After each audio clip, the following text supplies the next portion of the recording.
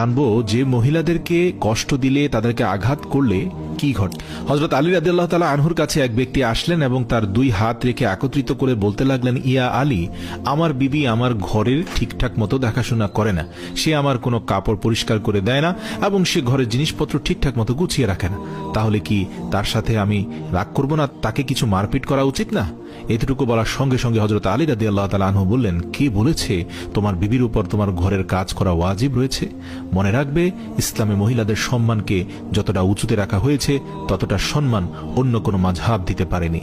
আমি আল্লাহ রাসূলের কাছ থেকে শুনেছি মহিলাদের সবচেয়ে বড় দায়িত্ব হলো সে যেন তার সন্তানকে ভালোভাবে মানুষ করে এবং সে তার সন্তানের দেখাশোনা করে।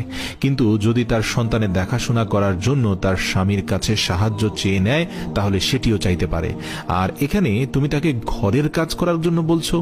যদি মহিলারা তার নিজের খুশিতে ঘরের কাজ করে থাকে সেটি তার দয়া, সেটি তার জন্য বাড়তি কাজ, আর সেটার জন্য তুমি শুকরিয়া আদায় করতে থাকো এবং তার প্রশংসা করো। আমি আল্লাহর রাসূলের মুখ থেকে শুনেছি যে সময় মহিলারা নিজের ঘরের কাজ করে থাকে সে সময় আল্লাহ রাব্বুল আলামিন ফেরেশতাদেরকে পৃথিবীর মাটিতে নামিয়ে দেন আর বলেন, যতক্ষণ পর্যন্ত এই মহিলা তার স্বামীর ঘরের কাজ করতে থাকবে ততক্ষণ পর্যন্ত তুমি তার জন্য ইবাদত করতে থাকো, আমি এই সকল ইবাদত তার আমলনামায় যুক্ত করে দেব। সুবহানাল্লাহ।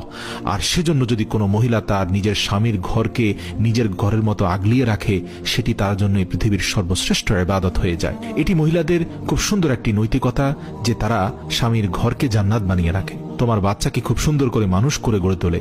কিন্তু কেউ যদি কোনো মহিলার উপর জুলুম করে আর বারবার ঘরের কাজের জন্য পেরেশান করে বিরক্ত করতে থাকে, তার উপর অত্যাচার করে থাকে, তাহলে রোজ হাসরের দিন আল্লাহ রাব্বুল আলামিন সেই মানুষটির গর্দান ধরে টেনে নিয়ে আসবেন এবং তাকে কঠিন শাস্তি দিবেন। আর দোজখের একটি দরজা তার জন্য খুলে দেওয়া হবে। তখন এটি বলা হবে যে এরা সেই ইনসান যারা নিজের স্ত্রীর উপর অত্যাচারের জন্য হাত উঠিয়েছে। এরা হচ্ছে পৃথিবীর সবচেয়ে বড় কাপুরুষ যে তার দুর্বল স্ত্রীকে ভালোবাসায় আগলে নেওয়ার বদলে অত্যাচার করেছে। প্রিয় দর্শক, এবার আমরা একটা ঘটনা জানবো। সেটা হচ্ছে হযরত আলী রাদিয়াল্লাহু তাআলা